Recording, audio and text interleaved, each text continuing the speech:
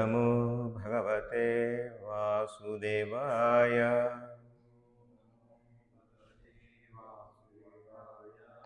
ओम नमो भगवते वासुदेवाय।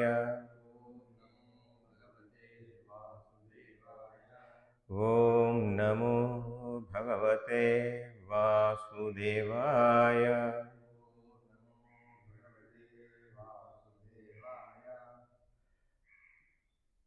హరే కృష్ణ. ఈరోజు మనము శ్రీమద్భాగవతం 4వ స్కందంలోని 7వ అధ్యాయంలో 17వ శ్లోకం చదువుతున్నాము. 16వ శ్లోకానికి భాష్యం లేదు కాబట్టి వీటిని జస్ట్ చర్చిద్దాము తర్వాత. కానీ ఈరోజు శ్లోకం 17వ శ్లోకం. ముందుగా పదపాఠం. వైష్ణవం యజ్ఞ సంతత్యై త్రికపాలం ద్విజ ఉత్తమాః పురోడాసం నిరవపన్ వీర సంసర్గ శుద్ధయే. వైష్ణవం యజ్ఞ సంతత్యై వైష్ణవం యజ్ఞ సంతత్యై త్రికపాలం ద్విజోత్తమాః త్రికపాలం ద్విజోత్తమాః పురోడాసం నిరవపన్ పురోడాసం నిరవపన్ వీర సంసర్గ శుద్ధయే వీర సంసర్గ శుద్ధయే. వైష్ణవం యజ్ఞ సంతత్యై త్రికపాలం ద్విజోత్తమాః పురోడాసం నిరవపన్ వీర సంసర్గ శుద్ధయే. వైష్ణవం యజ్ఞ సంతత్యై త్రికపాలం ద్విజోత్తమః పురోడాసం నిరవపన్ వీర సంసర్గ శుద్ధయే.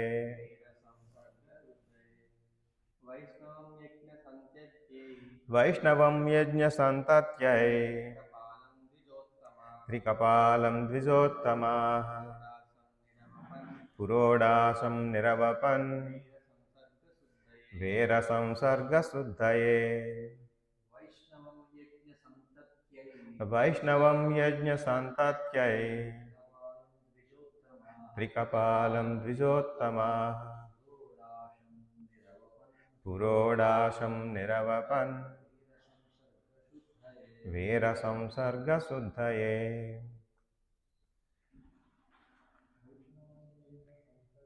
వైష్ణవం యజ్ఞ సంతత్యై వైష్ణవం యజ్ఞ సంతత్యై త్రికపాలం ద్విజోత్తమాః త్రికపాలం ద్విజోత్తమాః పురోడాసం నిరవపన్ పురోడాసం నిరవపన్ వీర సంసర్గ శుద్ధయే. వీర సంసర్గ శుద్ధయే. హరే కృష్ణ ప్రభు. హరే కృష్ణ. చెప్పండి, ఒకరు చెప్పండి. హరే కృష్ణ. వైష్ణవం యజ్ఞ సంతత్యై వైష్ణవం యజ్ఞ సంతత్యై త్రికపాలం ద్విజోత్తమాః త్రికపాలం ద్విజోత్తమాః పురోడాసం నిరవపన్ పురోడాసం నిరవపన్ వీర సంసర్గ శుద్ధయే. వీర సంసర్గ శుద్ధయే. హరే కృష్ణ. హరే కృష్ణ ప్రభు. చెప్పండి. వైష్ణవం యజ్ఞ సంతత్యై వైష్ణవం యజ్ఞ సంతత్యై త్రికపాలం ద్విజోత్తమః త్రికపాలం ద్విజోత్తమాః పురోడాశం నిరవపన్ పురోడాశం నిరవపన్ వీర సంసర్గ శుద్ధయే. వీర సంసర్గ శుద్ధయే. హరే కృష్ణ. హరే కృష్ణ. చదవండి. చదవండి. వైష్ణవానం యజ్ఞ సంతత్యై వైష్ణవం యజ్ఞ సంతత్యై త్రికపాలం ద్విజోత్తమః త్రికపాలం ద్విజోత్తమాః పురోడాశం నిరావపన్ పురోడాశం నిరవపన్ వీర సంసర్గ శుద్ధయే. వీర సంసర్గ శుద్ధయే. హరే కృష్ణ ప్రభు. హరే కృష్ణ. ప్రతిపదార్థములు. వైష్ణవం విష్ణువు లేదా అతని భక్తుల కొరకై ఉద్దేశింపబడినది. యజ్ఞ యజ్ఞము. సంతత్యై నిర్వహణ కొరకు. త్రికపాలం 3 రకముల కానుకలు. ద్విజ ఉత్తమాః ద్విజోత్తములు. పురోడాశం పురోడాశమును హవిస్సును. నిరవపన్ అర్పించిరి. వీరభద్రాది శివానుసరుడు యొక్క సంసర్గ స్పర్శ వలన కలిగిన దోషము. శుద్ధయే పరిశుద్ధి కొరకు. భాష్యము మరియు భావ్యము అనువాదం ఇచ్చిన శిలాప్రభుపాదులకు జయం జయం. అనువాదం. పిదప యజ్ఞకార్యములను పునఃప్రారంభించుటకు బ్రాహ్మణుడు వీరభద్రాది శివానుచరుల స్పర్శచే కలిగిన దోషము నుండి యజ్ఞవేదికను శుద్ధిపరపగోరి తొలుత పురోడాశమును హవిస్సులతో యజ్ఞము చేసింది. భాష్యం. వీరభద్రాది శివానుచరుడు శివభక్తులు వీరగణమని తెలియబడదు. వారందరూ భూత ప్రేత గణము. వారు యజ్ఞస్థలినంతటిని తమ సన్నిధి చేత అపవిత్రము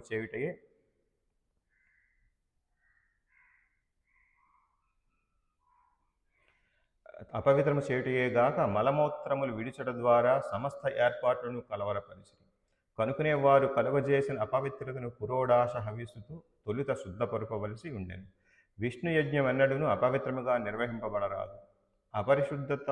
అపరిశుద్ధ స్థితిలో దేనినైనా అర్చించుటకు అనునది సేవాపరాధమనబడుతుంది. అపరిశుద్ధ స్థితిలో దేనినైనా అర్పించుట అనునది సేవాపరాధమనబడుతుంది. మందిరమందలి విష్ణు ఆరాధము అనగా శ్రీ విగ్రహారాధన కూడా విష్ణు యజ్ఞమే. కనుక విష్ణు మందిరములందు అర్చావిధిని నిర్వహించి పూజారి పరిశుభ్రముగా నుండవలెను. ఆ విషయమైన ప్రతి వస్తువును శుచి శుభ్రంతో నుంచవలెను. నైవేద్యము కొరకు ఆహార పదార్థములను పవిత్రతతో శుభ్రముగా తయారు చేయవలెను. ఈ నియమపూర్వక విధులన్నీను భక్తి రసామృత సింధువు గ్రంథమునందు వివరింపబడినవి. అర్చనను నిర్వహించినప్పుడు 32 రకముల అపరాధములు జరుగు అవకాశము కలదు. కనుక శుభ్రత విషయమున ప్రతి ఒక్కరూ సావధానులై ఉండుట అత్యవసరం. సాధారణంగా ఏదైనా అనుష్ఠానమును ఆరంభించినప్పుడు పరిస్థితినంతటిని పవిత్రమనసుటకు తొలుత విష్ణునామములు ఉచ్చరించబడును. మనుషుడు పవిత్రముగా నున్నను లేదా అపవిత్రముగా నున్నను లోపల గాని బయట గాని విష్ణునామమును ఉచ్చరించినచు లేదా స్మరించినచు శీఘ్రమే పవిత్రుడు కాగలడు.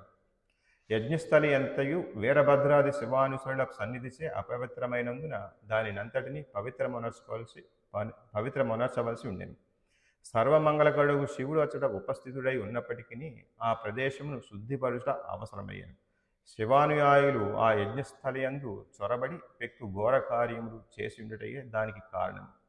ముల్లోకములను పవిత్రమొనర్చున్నటువంటి విష్ణువు యొక్క పవిత్రనామమును ఉచ్చరించుట ద్వారానే అట్టి పవిత్రీకరణ శుద్ధి సాధ్యపడగలదు. అనగా శివానుచరులు సాధారణంగా అపరిశుద్ధ స్థితిలో నుందురని ఇచ్చట తెలుపబడినది. వారిలో కొందరు శుచిగానైనా ఉండరు. నిత్యము స్నానము చేయక పొడవుగా జుట్టు పెంచుకుని గంజాను పీల్చుచుందురు. అటువంటి అపవిత్ర అలవాట్లు కలిగిన వారు భూత ప్రేతముల క్రింద జమ కట్టబడుదురు. వారు యజ్ఞస్థలియందు ప్రవేశించిన కారణమున అది ఎంతయు అపవిత్రమయ్యను. అది త్రికపాల ఆహుతులతోనే పవిత్రము కాగలదు. అట్టి ఆహుతులను విష్ణు అనుగ్రహమునకై అర్థించుటను సూచించింది. హరే కృష్ణ. నమో విష్ణుపాదాయ కృష్ణ ప్రేష్టాయ భూతలే శ్రీమతి భక్తి వికాస స్వామినితి నామిని. నమో విష్ణుపాదాయ కృష్ణ ప్రేష్టాయ భూతలే శ్రీమతే భక్తి వేదాంత స్వామినితి నామిని. నమస్తే సారస్వతి దేవే గౌరవాణి ప్రచారిణి నిర్విశేష శూన్యవాది పాశ్చాత్య దేశతారిణి. జయ శ్రీకృష్ణ చైతన్య ప్రభు నిత్యానంద శ్రీ అద్వైత గదాధర శ్రీవాసాది గౌర భక్త వృంద. హరే కృష్ణ కృష్ణ కృష్ణ హరే హరే, హరే రామ రామ రామ హరే హరే. హరే కృష్ణ. మనం దక్షయజ్ఞ ధ్వంసం అనే సంఘటన చదువుతున్నాము. శ్రీమద్భాగవతంలో చూసాము దక్షుడు ఏ విధంగా శివుని దూషించాడు. దానికి కారణం ఏంటి? అహంభావం, అహంకారం, ద్వేషంతో శివునిపై ఉన్నటువంటి ద్వేషం.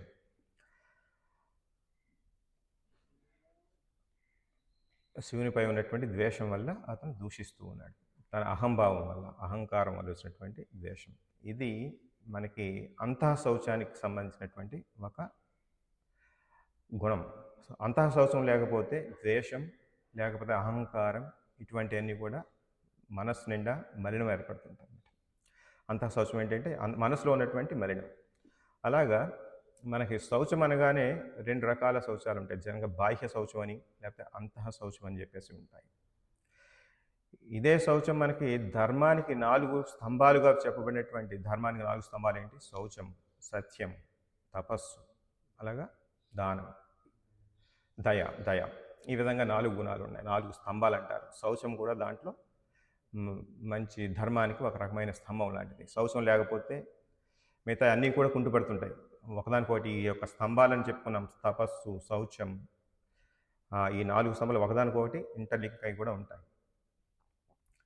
ఈ విధంగా శౌచానికి ఇచ్చినటువంటి ప్రాముఖ్యత ఈ శ్లోకంలో తెలియబడుతుంది. మనకి యజ్ఞం చేస్తున్నామంటే యజ్ఞస్థలి శౌచంగా ఉండాలి.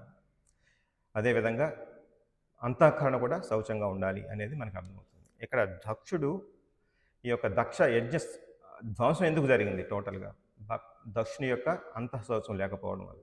అంతః శౌచం అంటే ఏముంది? అతని మనసు అంతా కల్మషంతో నిండిపోయింది. ఈ శివుని యందు ఉన్నటువంటి ద్వేషభావం అతని మనసులోని శౌచం లేకపోవడం కలుషితమైందన్నమాట. అంటే బాహ్యంగా ఎంత శౌచంగా ఉన్నా సరే అంతఃకరణ కూడా శౌచంగా ఉండాలనేసి చెప్తుంది. ఇక బాహ్య శౌచం అంటే ఏంటి? మన శరీరాన్ని శుభ్రపరచుకోవడం, వస్త్రాలు శుభ్రపరచుకోవడం, లేకపోతే అర్చన కావాల్సినటువంటి పరికరాలన్నింటినీ శుభ్రపరచుకోవడం, తర్వాత అర్చనకు కావాల్సినటువంటి పరికరాలు శుభ్రం చేసుకోవడం, యజ్ఞస్థలిని లేకపోతే అర్చనా స్థలాన్ని శుభ్రపరచుకోవడం, మందిరాన్ని శుభ్రపరచుకోవడం, ఇది పైకి కనిపించేటటువంటి శౌచం. అంటే ఎంత లేదన్నా మన శరీరం కల్మషంతో మళ్ళీ పడిపోతుంటుంది. కాబట్టి ఎప్పటికప్పుడు దాన్ని శుద్ధి చేసుకోవాలంటే 3 సార్లు, రోజుకి 3 సార్లు స్నానం చేయాలని చెప్తారు. కానీ కనీసం 2 సార్లు అయినా స్నానం చేయాలని చెప్తుంటారు. కాబట్టి మనం ఎప్పుడైతే అర్చనా విధిలో ఉంటారో, ప్రత్యేకించి భగవంతుడి యొక్క అర్చన విధిలో డైరెక్ట్గా ఉంటారో, దగ్గరగా ఉంటారు, ఎవరైతే ఆరతిస్తారు, లేకపోతే అర్చన చేస్తుంటారు, నైవేద్యం పెడుతుంటారు, ఎవరైతే వంట చేస్తుంటారు, వీరికి శౌచం చాలా ముఖ్యమైనది. అంటే ఈ యొక్క బాహ్య శౌచం నుంచి మీకు అంతః శౌచం కూడా మొదలవుతుంది. బాహ్య శౌచం మనకి సపోర్ట్ చేస్తుంది అంతః శౌచం రావడానికి. ఎప్పుడైతే మనకి బాహ్యంగా శౌచం పెట్టామో వెంటనే మనకి మనసులో ఒక పవిత్రమైన ఆలోచన మొదలవుతుంది. ఈ భగవంతుడికి నేను వంట చేస్తున్నాను కాబట్టి శుభ్రంగా ఉండాలి, శుచిగా ఉండాలి అనగానే మీ మనసులో ఒక రకమైన ప్రశాంతత ఏర్పడుతుంది, ఒక రకమైన పవిత్రత ఏర్పడుతుంది. చేసే ప్రతి విషయం కూడా ఇలా ఉండాలి. అంటే బాహ్య శౌచం ఉంటే చాలు, అంతః శౌచం అవసరం లేదు, లేకపోతే అంతః శౌచం ఉంటే చాలు, బాహ్య శౌచం లేకపోయినా పర్వాలేదు అన్నది మనం అది తప్పని అర్థమవుతుంది. ఎంచేతంటే అంతః శౌచం రావాలంటే బాహ్య శౌచం ఉండాలి ఖచ్చితంగా. ఆ విధంగా బాహ్య శౌచం ఏమని చేస్తే అంతః శౌచానికి దారి తీస్తుంది. మనకి ఇప్పుడు చెప్పుకున్నాం కదా, వస్త్రాలు శుభ్రంగా ఉండాలని చెప్పేసి మళ్ళీ పడిపోయి ఉండకూడదు. భగవంతుడి దగ్గరికి ఆచరణ చేసినప్పుడు మళ్ళీ పడిపోయి ఉండకూడదు. అలాగే వంట చేసేటప్పుడు కూడా మలినం లేకుండా శుభ్రంగా ఉంచుకోవాలి. వంట సామ్రాగ్రిని అంతా కూడా బాగా శుభ్రం చేసి వంట చేయాలి. అంతటితోనే మనకి మనసు పవిత్రమై ఇది భగవంతుడి కోసం చేస్తున్నాను అనే ఒక రకమైన భావంతో చేస్తున్నప్పుడు అది భగవంతుడికి అర్పించడానికి అర్హత కలిగినటువంటి పదార్థంగా తయారవుతుంది. కాబట్టి బాహ్య శౌచం అనేది ఇంపార్టెంట్, అంతః శౌచం అనేది. ఇక్కడ దక్ష యజ్ఞంలో ప్రత్యేకించి అతను బాహ్య శౌచం అంటే చూద్దాం చాలా క్లీన్గానెస్ ఉంది, చాలా ఆప్యులెంట్గా ఉంది, చాలా ఐశ్వర్యవంతంగా ఉంది యజ్ఞస్థలి అంతా కూడా. కానీ అతనిలో అంతః శౌచం మిస్ అయింది. ద్వేషం పెరిగిపోయింది, అందరితో అహంభావం పెరిగిపోయింది. అతను అందరితోనూ అలాగే ప్రవర్తిస్తుంటాడు. నారదునితో అలా ప్రవర్తించినట్టుగా మనకు సంఘటన ఉంది. అలాగే ఈ బ్రహ్మ విష్ణు మహేశ్వరుడు కూడా ఒక్కోసారి అలాగే ప్రవర్తిస్తుంటాడు. అతనికి అహంభావంతో ఉన్నాడు. అతనికి ఇప్పటికీ కూడా అది ఖచ్చితంగా అతనికి ఒక పనిష్మెంట్ దాని ఒక శిక్ష ద్వారానే అతను సరి చేయడం జరిగింది. అతను ఇలాగా అతను ఇప్పుడు ఏం చేశారు, అతను మానసికంగా అతన్ని అంతఃకరణ పరిశుద్ధి జరిగింది. ఏ విధంగా జరిగింది? అతన్ని తల తీసివేయబడింది. తల తీసివేయబడితే అతని యొక్క ఉన్నటువంటి మలినమైన బుర్ర పోయింది. మళ్ళీ మేకతలతో పెట్టారు. మేకతలని పెట్టడం వల్ల దాని అర్థం ఏంటి? నేను ఇటువంటి విధంగా ప్రవర్తించడం వల్ల నాకు మేకతల వచ్చిందని చెప్పేసి ఎప్పుడు మనసులో ఉంటుంది. ఆ మనసు వల్ల కొద్దిగా మనస్సు అంతఃకరణ కొద్దిగా శుద్ధి జరిగింది. ద్వేషం పోయింది భగవంతుడి మీద, శివుని మీద ద్వేషం పోయింది. అలాగే యజ్ఞ విధి మీద నమ్మకం పెరిగింది. అలాగే విష్ణు ప్రీత్యర్థమై యజ్ఞం చేస్తున్నానని ఒక రకమైన ఆలోచన పెరిగింది. అంటే మలినిపోయినట్లే. ఆ విధంగా అతనికి అంతఃశుద్ధి జరిగింది. కానీ ఇప్పుడు యజ్ఞస్థలం అంతా కూడా బాహ్యశుద్ధి కోల్పోయింది. ఎందువల్ల బాహ్యశుద్ధి కలిపోయింది? అక్కడ యజ్ఞస్థలం అంతా కూడా ఒక రణరంగంలా మారిపోయింది. ప్రతి ఒక్కరు చంపేశారు, పళ్ళు రాలగొట్టారు, లేదా జుట్టు పీకేశారు. ఈ విధంగా జరిగింది. హింసించారు. అక్కడంట రక్తం కారుతుంది. ఆ విధంగా యజ్ఞస్థలి అంతా కూడా ఏమైంది? శుభ్రత పోయింది, పరిశుభ్రత పోయింది. ఇప్పుడు దాన్ని యజ్ఞస్థలిని కూడా పరిశుభ్రం చేయాలని చెప్పేసి ఇప్పుడు ఏం చేశారు? ఏంటది?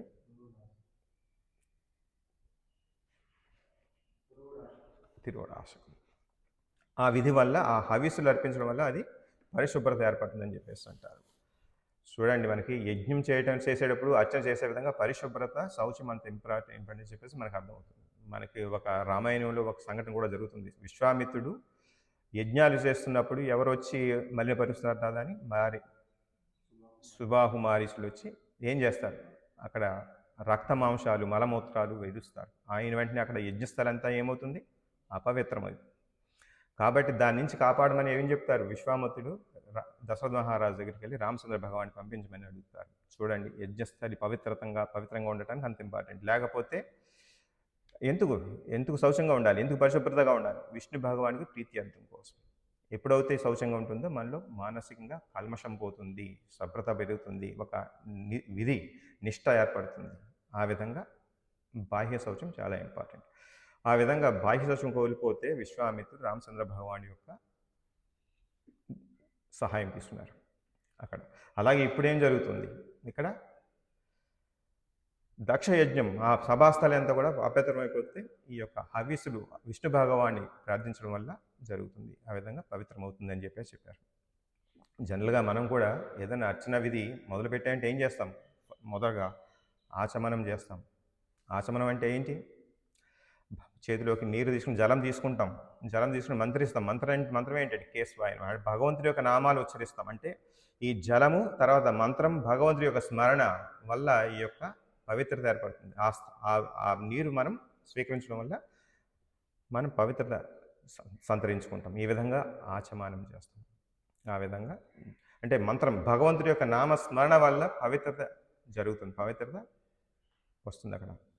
అదేవిధంగా ఈ యొక్క యజ్ఞస్థలి కూడా భగవంతుడికి హవిస్సులు అర్పించడం ద్వారా యజ్ఞస్థలిని పవిత్రీకరించడానికి పూనుకున్నారు. కనుకునే వాళ్ళు ఇక్కడ యజ్ఞస్థలి అంతా కూడా మలమూత్రములు వీటి ద్వారాను సమస్త ఏర్పాట్లను కలవరపరిచి కనుకునేవారు కలుగజేసిన అపవిత్రతను పురోడాశ హవిస్సుతో తొలుత శుద్ధపరపవలసి ఉండెను.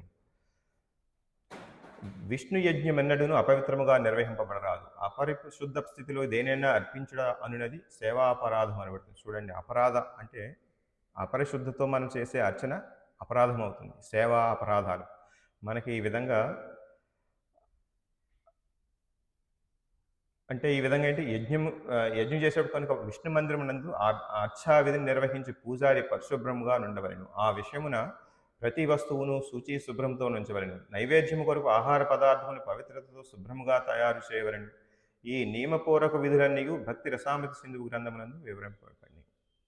అంటే అర్చనా విధానంలో ఉన్నటువంటి కొన్ని విధులన్నీ కూడా దీంట్లో చెప్పబడినాయి. మనం చూద్దాం అది కూడా.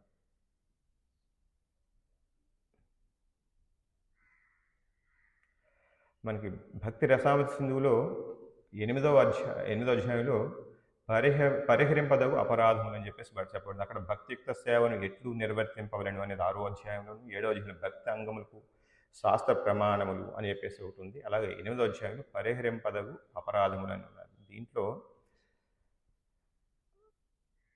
మనం జనరల్గా ఇవన్నీ అందరికీ తెలిసినటువంటి, కానీ దీంట్లో కూడా మనం చదువుదాం ఒకసారి.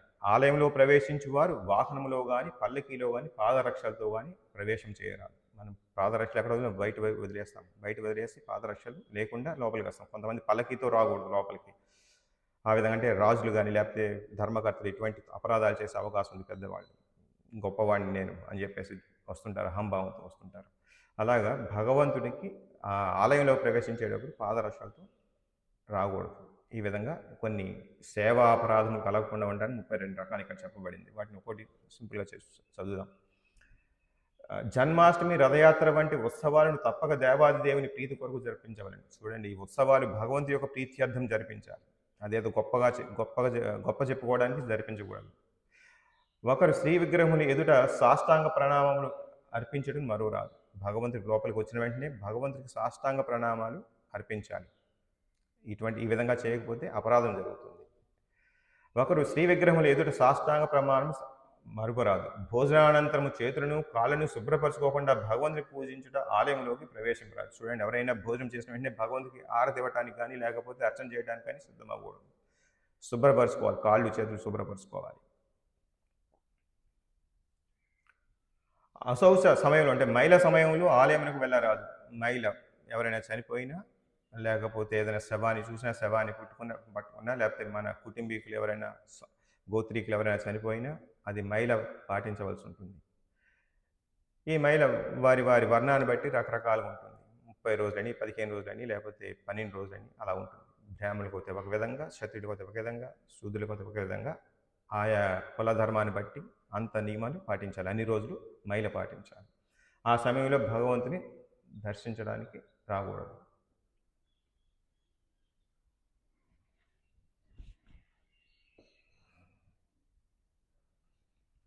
ఒంటి చేతితో ప్రమాణం చేయరాదు. చాలామంది నమస్కారం ఇలా పెడుతుంటారు, హరే కృష్ణ హరే కృష్ణ అలా చెప్తుంటారు. అలా చేయకూడదు. 2 చేతులు జోడించి ఇలాగ పద్ధతి ప్రకారం చేయాలి.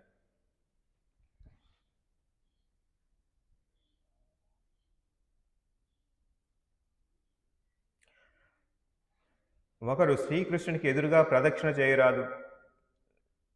పద్ధతి ఏంటంటే భగవానుని కుడి చేతి వైపున ఆరంభించి దేవాలయంకు ప్రదక్షిణ చేయవలెను. అంటే కుడివైపు నుంచి ఇలా చేయాలి. దాన్ని ఏమంటాం మనం? క్లాక్ వైజ్ అంటాం. క్లాక్ వైజ్ చేయాలి.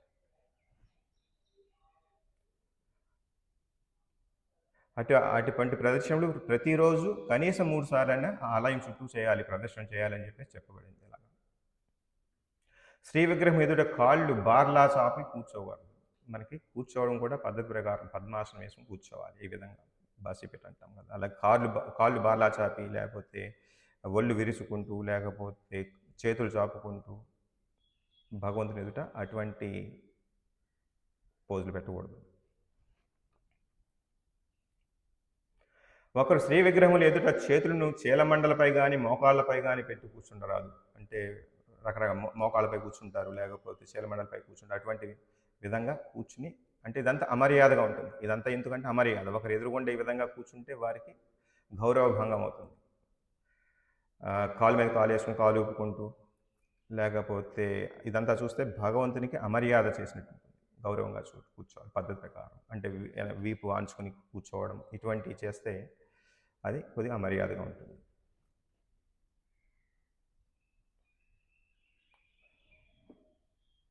శ్రీ విగ్రహం ఎదుట ప్రసాదం భుజించరాదు. భగవంతుని ఆల్టర్ ముందరే మనం ప్రసాద భుజించడం అటువంటివి చేయరాదు. శ్రీ విగ్రహం ఎదుట ఎన్నడూ అసత్యము పలకరాదు. భగవంతుని ఎదురుగుండా మన మనసులో కానీ లేకపోతే మాట వరుస కానీ పైకి పోయి కానీ మనం అసత్యం ఆడకూడదు. శ్రీ విగ్రహం ఎదుట బిగ్గరగా మాట్లాడరాదు. మనం మాట్లాడుకుంటే పోట్లాడుకున్నట్టుగా ఉండకూడదు. బిగ్గరగా ఒకరికొకరు కూడా మాట్లాడుకోవడం కూడా ఉండకూడదు. ఎందుకంటే భగవంతుని ఎదురుగా కూర్చొని మనం ఇద్దరం మాట్లాడుకుంటున్నామంటే భగవంతుని సేవ కన్నా మన ఇద్దరి కార్యక్రమం ఎక్కువైనట్టు, ఇంపార్టెంట్ సంతరించుకున్నట్టు, ముఖ్యమైపోయింది. అంటే ఇక్కడ భగవంతుడి కార్యక్రమం మనకి చాలా సేవ, దాని మీద ఫోకస్ లేదని అర్థం. మన ఇద్దరు ఇంకొకరిద్దరు మాట్లాడుకుంటున్నట్టంటే ఆ విధంగా.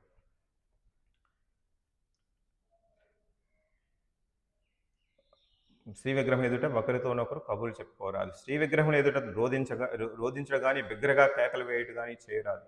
శ్రీ విగ్రహం ఎదుట గొడవ పడుట లేక పోరాడుట కానీ చేయరాదు. శ్రీ విగ్రహం ఎదుట ఎవరిని దండించరాదు. శ్రీ విగ్రహం ఎదుట భిక్షకులపై దయ చూపరాదు. శ్రీ విగ్రహం ఎదుట ఎవరితోనూ పరుషంగా మాట్లాడరాదు. అంటే శ్రీ విగ్రహం ఎదుట ఈ కార్యక్రమాలు ఏం చేసినా అమర్యాదగా ఉంటుంది. శ్రీ విగ్రహాలు ఎదుట ఎవరితోనూ పరుషంగా మాట్లాడాలి. శ్రీ విగ్రహాల ఎదుట గొంగలి కప్పుకోకూడదు. శ్రీ విగ్రహం ఎదుట అన్యులను స్తుతించరాదు. భగవంతుని స్తుతించాలి, కీర్తన చేయాలి. అంటే వేరే పరులు కానీ లేకపోతే సామాన్య జీవులు కానీ స్తుతించకూడదు. అంటే స్తుతించినట్టంటే ఏం అగౌరవపరిచినట్టే, అంతకుమించి ఇంకేం కాదు. భగవంతుని అగౌరవపరిచినట్టు. శ్రీ విగ్రహం ఎదుట అపానవాయువుని వినరాదు. ఒకరు తమ సఖ్యానుసారం శ్రీ విగ్రహంలో అర్పించడం మానరాదు. చూడండి, అపానవాయువు అంటే అందుకని భగవంతుడి అర్చన చేసేవారు ప్రత్యేకించి దగ్గరగా హారతి ఇచ్చేవారు, లేకపోతే అర్చన చేసేవారు డైరెక్ట్గా అప్పటికప్పుడు స్నానం చేసి వచ్చి పరిశుభ్రంగా వచ్చి చేయాలి. అదే అప్పుడే తిని వెళ్ళినట్టయితే త్రేణులు వస్తాయి, అప్పుడే తినేటైతే త్రేణులు వస్తాయి. అది మంచిది కాదు. అలాగే అపానవాయువు వదలటం అది కూడా మంచిది కాదు అని చెప్పేసి చెప్పారు. శ్రీ విగ్రహంలో అర్చించడకు తన సఖ్యానుసారం అర్చించాలి. భగవంతుడు భగవద్గీతలో చెప్పినట్టుగా పత్రం పుష్పం ఫలం తోయం ఉంటే సరిపోతుందని చెప్పేసి సింపుల్గా మీ శక్తికి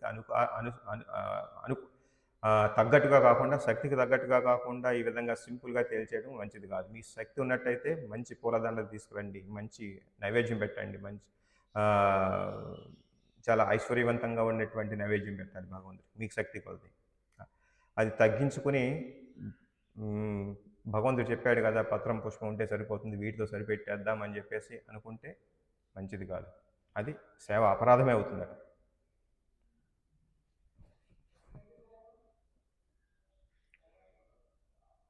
ఏదైనా ఋతువులో కొత్త ఫలాలు వస్తుంటాయి.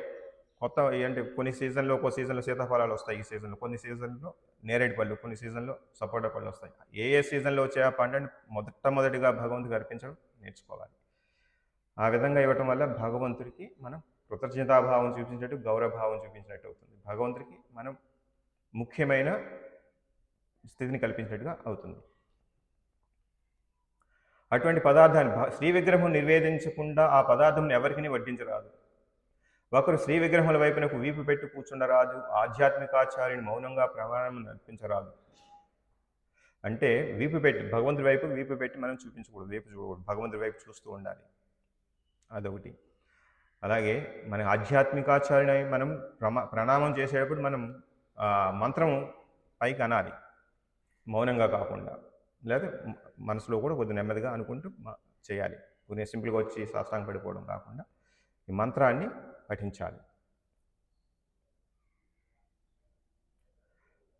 అంటే ప్రణామ మంత్రాన్ని స్తుతిస్తూ ఆధ్యాత్మికాచార్యుడిని ప్రణామం చేయాలని చెప్పేస్తున్నారు. ఒకరు ఆధ్యాత్మికాచార్యుని స్తుతించడం మరువరాదు. మన గురువుని ఆధ్యాత్మికాచార్యుని స్తుతించడం మరువరాదు. ఎప్పుడు కూడా అందుకనే మన ప్రణామ మంత్రాలు ఉన్నాయి కదా, అన్నీ కూడా ఎప్పటికప్పుడు చెప్తూ ఉండాలి.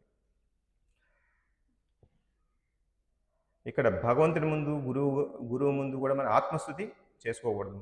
ఎవరికి వారు గొప్పలు చెప్పుకోకూడదు. ఇది మనకి చాలా ఎక్కువగా ఉన్నటువంటి వ్యాధి, బాగా ఎక్కువగా ఉంటుంది. అది ఆత్మస్థుతి లేకుండా మనం ఏ సేవ కూడా చేయం.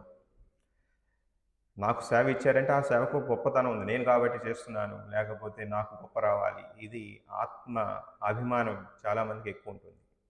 అది ఉండకూడదని చెప్పేసి అంటారు. అది ఉంటే సేవ అపరాధం చేసినట్టే లెక్క.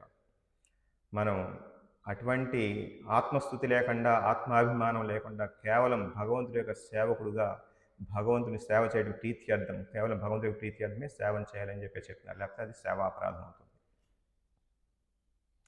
ఈ విధంగా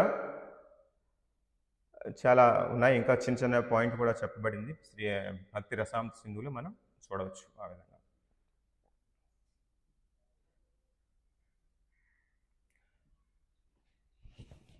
కొన్ని రెఫరెన్సెస్ భగవద్గీతలో చూద్దాము ఏమున్నాయో.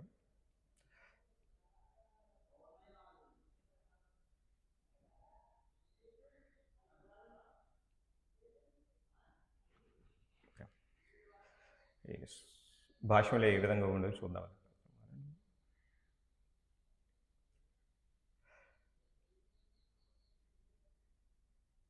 కనుక శుభ్రత విషయమైన ప్రతి ఒక్కరూ సావధానులై ఉండుట అత్యవసరము. సాధారణంగా ఏదైనా అనుష్ఠానం ఆరంభించినప్పుడు పరిస్థితిని అంతటినీ పవిత్రమనుటకు తొలుత విష్ణునామములు ఉచ్చరింపబడి మనుడు పవిత్రముగానున్నను లేదా అపవిత్రముగానున్నను లోపల గాని బయట గాని విష్ణునామం ఉచ్చరించినచో లేదా స్మరించినచో శీఘ్రమే పవిత్రుడు కాగలడు. యజ్ఞస్థలి అంతయు వీరభద్రాది శివానుసరుల సన్నిధిచే అపవిత్రమైనందున దాని అంతటిని మనసవలసి ఉండేది. సర్వమంగళకరుడు శివుడు అసలు ఉపస్థితుడై ఉన్నప్పటికీ ఆ ప్రదేశం శుద్ధిపరచ అవసరమైనది. ఇక్కడ మనం ఏదైనా సరే అనుష్ఠానం మొదలైనప్పుడు మనకి పవిత్రత చూస్తాం. ఆచమనం చెప్పుకున్నాం ఇందాక. అలాగే ఇంకొక శ్లోకం కూడా ఉంది, జనరల్గా చెప్పింది, నేను చూసి చదువుతాను.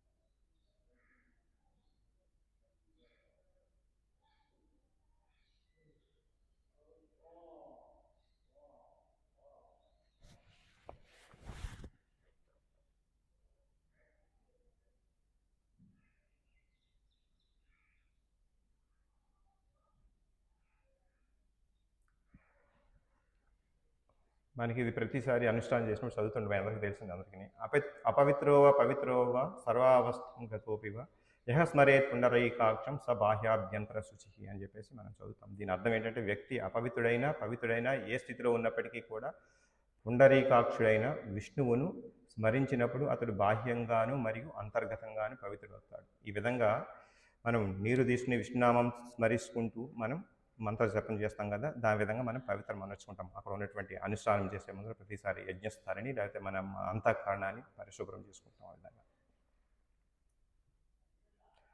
ఏం చెప్తాం? కృష్ణనామాలు అంటే ఓం కేశవాయ నమః, ఓం నారాయణాయ నమః, ఓం మాధవాయ నమః. ఈ విధంగా చేయటం వల్ల ఈ నామాలతో మంత్రించి జలాన్ని మనం తీసుకోవడం స్పర్శించడం వల్ల మన శారీరకంగాని మానసికంగాని మనం అంతఃకరణ శుద్ధి అవుతుందని చెప్పేసి చెప్పింది. అలాగే ఆచమనం చేస్తాం.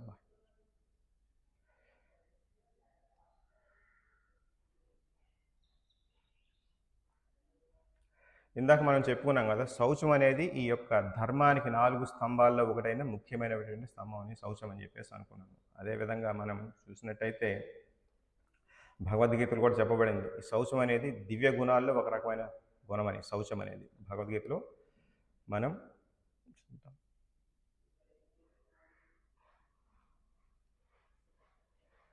ఈ దైవాసుర స్వభావాలు చెప్పినప్పుడు ఏం చెప్తున్నారు?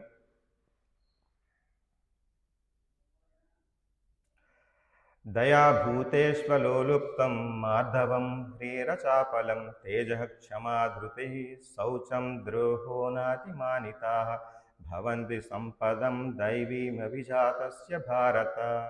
అంటే ఈ విధంగా చెప్పినప్పుడు ఇవన్నీ దైవీ గుణాలు చెప్పినప్పుడు దేవాదేవుని శ్రీకృష్ణ భగవాన్ ఈ విధంగా చెప్పారు. భారత భయరాహిత్యము, జీవనస్థితి పవిత్రీకరణ, ఆధ్యాత్మిక జ్ఞానం ఉపార్జన, దానగుణము, మనోనిగ్రహము, యజ్ఞాచరణము, వేదాధ్యయనము, తపస్సు, సరళత్వము, అహింస, సత్యం, క్రోధరాహిత్యము, త్యాగము, శాంతి, ఇతరుల దోషాలను ఎన్నకుండుట, జీవుల పట్ల దయ, లోభరాహిత్యము, మృదుత్వము, సిగ్గు, దృఢనిత్యము, తేజస్సు, క్షమ, ధైర్యము, శుచిత్వము, అసూయారాహిత్యము, గౌరవము, కోరకుండుట అను ఈ దైవ గుణములు దైవీ స్వభావం కలిగిన వ్యక్తులకు చెందినవి. చూడండి, ఇటువంటి ఈ గుణాలన్నీ చెప్పారు. దాంట్లో శౌచం అనేది దైవీ గుణంతో పోల్చబడింది. కాబట్టి ఇది ఈ భౌతిక ప్రపంచంలో కూడా దైవీ గుణం, ఈ శౌచం అనేది చాలా ప్రాముఖ్యత సంతరించుకుంది.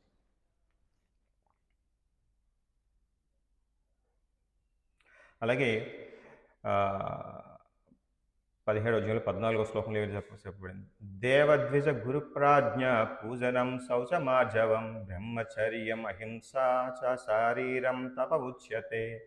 దేవాది దేవుడిని బ్రాహ్మణులను, ఆధ్యాత్మికాచార్యుని, తల్లిదండ్రుల వంటి పూజ్యులను పూజించుట, శుచిత్వము, సరళత్వము, బ్రహ్మచర్యము, అహింస అనేవి దేహ సంబంధమైన తపస్సులుగా చెప్పబడినవి. చూడండి, శౌచం అనేది ఒక రకమైన తపస్సు, దేహపరమైన తపస్సుగా భగవద్గీతలో భగవంతుడు చెప్తున్నారు. అంటే భగవంతుని పూజించడం, బ్రాహ్మణుని, ఆధ్యాత్మిక ఆచారం, తల్లిదండ్రులు వంటి పూజల్ని పూజించడం, పెద్దలకు గౌరవించడం, ఇదంతా కూడా తపస్సులోని ఒక రకమైన తపస్సు అంటారు.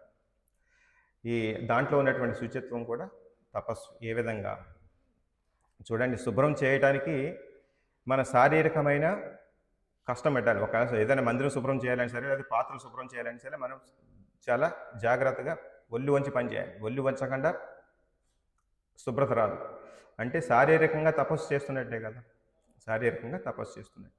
అలాగే మానసికంగా అంటే ఏంటి, మనకి భౌతికమైన కోరికలు ఏమీ లేకుండా కంట్రోల్ చేయడం, నియంత్రించడం తపస్సు అనమాట. ఈ విధంగా శారీరకంగా తపస్సు చేయడం అంటే అది ఒక దైవీ గుణంగాను, లేకపోతే అది దేహ సంబంధమైన తపస్సుగాను చెప్పబడింది.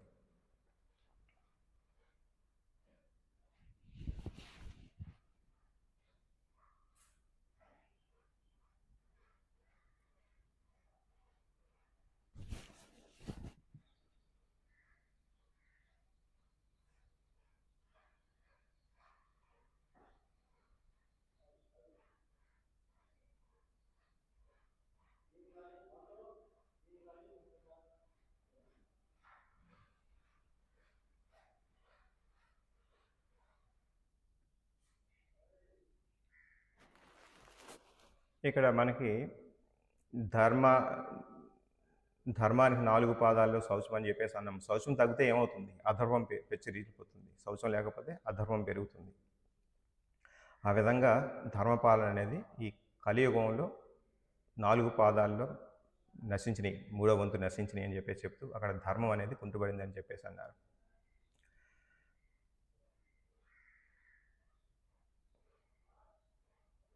మరి ఇప్పుడు మన అంతఃశౌచం ఏ విధంగా ఏర్పడుతుంది అనేదానికి మనం చూద్దాం. భగవంతుడు ఈ శ్రీమద్ భాగవతంలో కొన్ని రిఫరెన్సెస్ ఉన్నాయి, అవి చదువుదాం.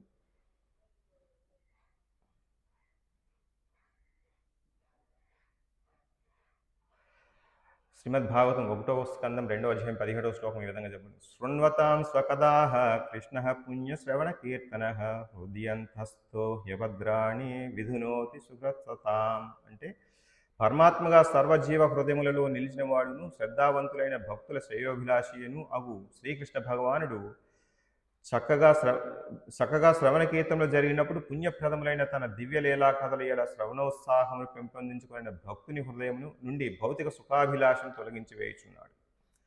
చూడండి, ఎప్పుడైతే భౌతిక సుఖాభిలాషను తొలగించబడిందో వీటన్నిటి మీద భగవంతుడి యొక్క సేవా కార్యక్రమాన్ని పవిత్రత హృదయంతో, శుభ్రమైన మనస్సుతోటి, పవిత్రమైన హృదయంతో, భౌతిక వాంఛ లేకుండా సేవతమైన భగవంతుడి ప్రీత్యర్థం సేవ చేయడం జరుగుతుంది. ఇది ఎప్పుడు పోతుంది? ఎప్పుడైతే భగవంతుడి యొక్క కథ వింటారో, కథ విన్నట్టయితే భగవంతుడు ఇటువంటి మలిన హృదయాన్ని శుభ్రపరుస్తాడు అని చెప్పేసి చెప్పబడింది ఈ శ్లోకంలో.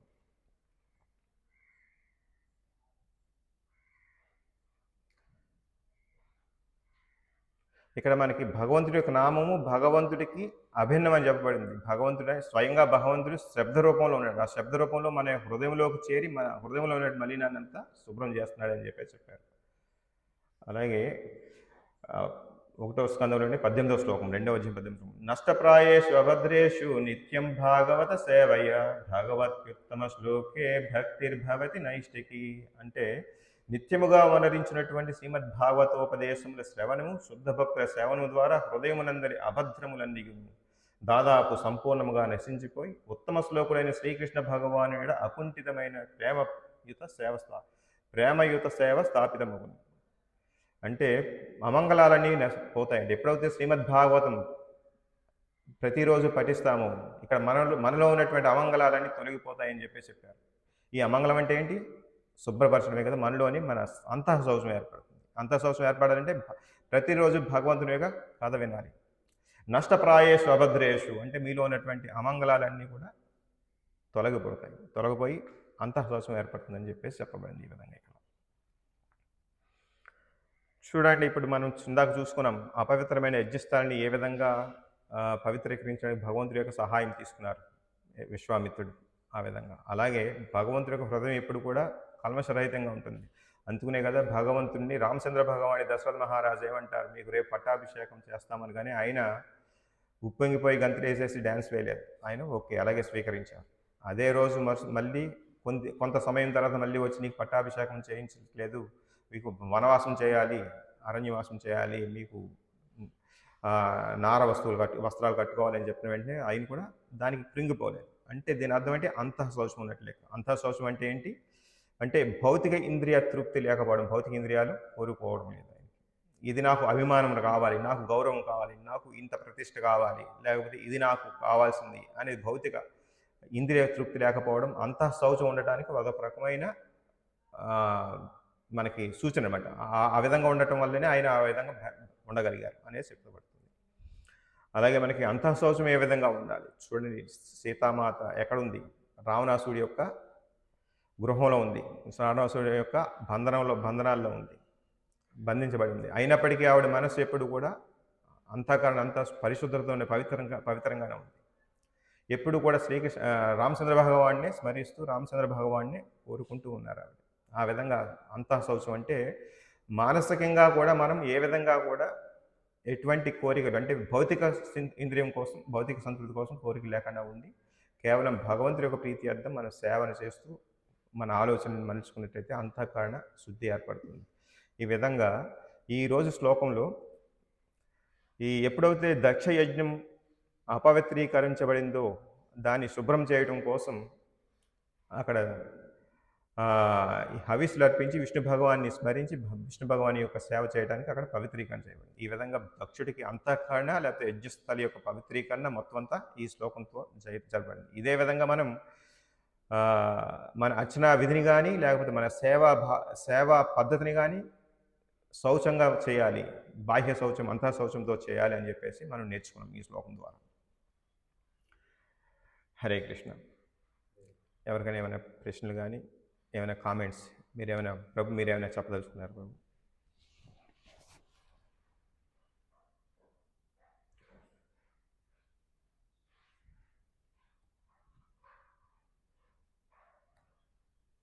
ఎవరికైనా ఏమైనా ప్రశ్నలు ఉన్నాయండి ఆన్లైన్లో? హరే కృష్ణ ప్రభు. హరే కృష్ణ ప్రభు, చెప్పండి. మన శౌచం అన్న విధంలో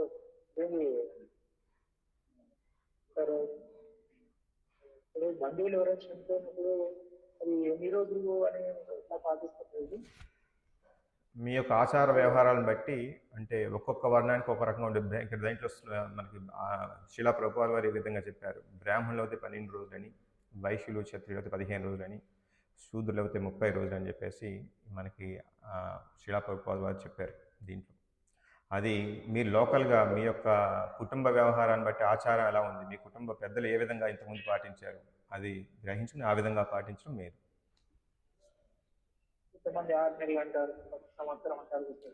అది అందుకనే మీ కుటుంబ పెద్దలు ఏవైతే చెప్పారండి. అంటే ఇప్పుడు ఒక్కొక్క రాష్ట్రంలో ఒక్కొక్క విధంగా ఉండొచ్చు, ఒక్కొక్క జాతిలో అంటే వాళ్ళ యొక్క లోకాచారాలను బట్టి మారుతుంటుంది. కాబట్టి మీ కుటుంబ పెద్దలు ఏ విధంగా చెప్పారో ఆ విధంగా వినండి. లేకపోతే ఈ విధంగా చెప్పాను కదా నేను, ఈ యొక్క వర్ణాన్ని బట్టి బ్రాహ్మణులకు 12 రోజులని, క్షత్రియ వైశ్యులు 15 రోజులని, శూద్రులకు 30 రోజులని ఉంది. మీరు ఇంకా దీన్ని గ్రహించినా పర్వాలేదు. హరే కృష్ణ. ఓకే, ధన్యవాదాలు. హరే కృష్ణ.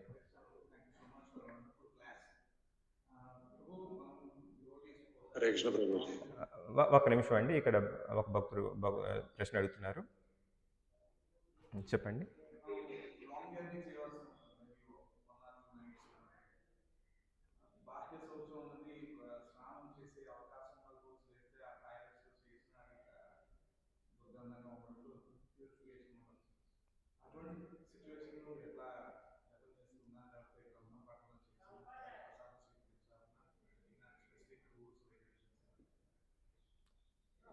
మీరేం చెప్తారు? అంటే తప్పనిసరి పరిస్థితుల్లో శాస్త్రాలు చెప్తున్నారంటే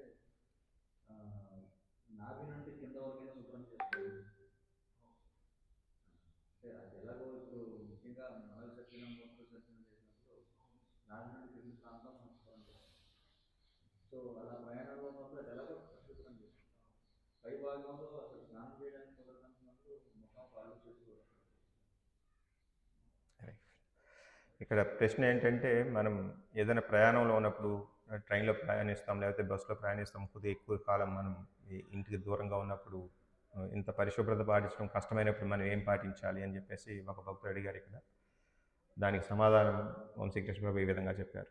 అంటే అత్యవసరం అంటే వీలు కాని పరిస్థితిలో తప్పనిసరి పరిస్థితుల్లో అయితే అట్లీస్ట్ మీ నాభి నుంచి కింద వరకు శుభ్రం చేసుకోవాలని చెప్పేసి చెప్పారు. ఆ విధంగా మనం వీలు కాని పరిస్థితిలో ఆ విధంగా ఉండాలి అంతే, దాన్ని జనరల్గా తీసుకోకూడదు. శుభ్రం చేసుకుంటాం.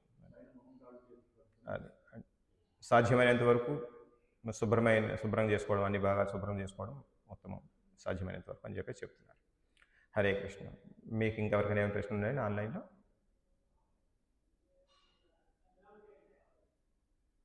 హరే కృష్ణ. ధన్యవాదాలు. గ్రంథరాజ్ శ్రీమద్భాగవతం కీ జయ. వాంఛాకల్పతరుభ్యశ్చ కృపా సింధుభ్యో చ పతితానాం పావనేభ్యో వైష్ణవేభ్యో నమో నమః. హరే